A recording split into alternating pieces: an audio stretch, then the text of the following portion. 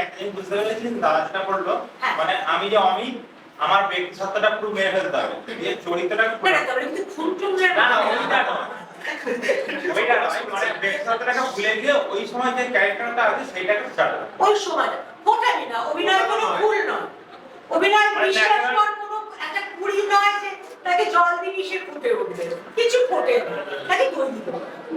কিন্তু আবার প্যাকামের পরে আবার যাকে মেরে দিবি তাকে আবার আছে, ওই প্রসেসটা কিন্তু ভীষণ ইন্টারেস্টিং, তাও বলতে কি ইন্টারেস্টিং।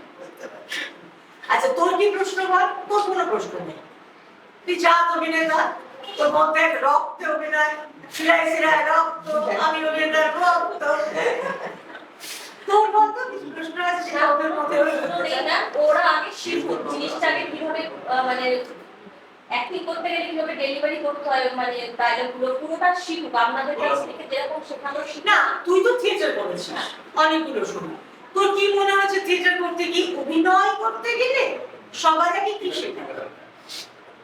ম্যাম আমাদের ওখানে প্রথমে যেটা শেখাতো ফিটনেসটাকে আগে শিখিয়েছে, তারপর সেকেন্ড হচ্ছে এক্সপ্রেশন, যে কিভাবে কোথায় ডায়লগ মানে কি কোন, যেটা দাদা এক্ষুনি বললেন সেম জিনিসগুলো আমরা একটা প্রথম জিনিস মিস করছি, কি মিস করছি?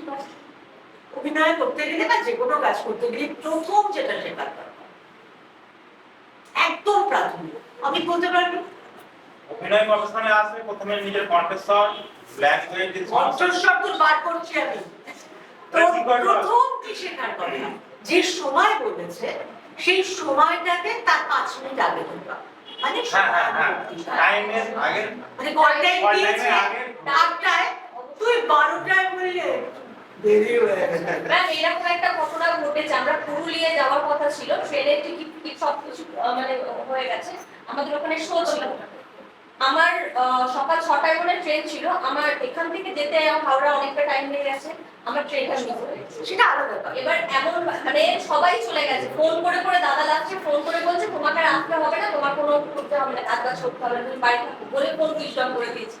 আমি আবার নেক্সট ট্রেন ধরে আবার গেছি, গিয়ে মানে শুধু অন্য বন্ধুদের থেকে জেনে জেনে সেখানে গিয়ে পড়েছি, ভীষণ বকা হয়েছে, টাইম জ্ঞানের জন্য প্রচুর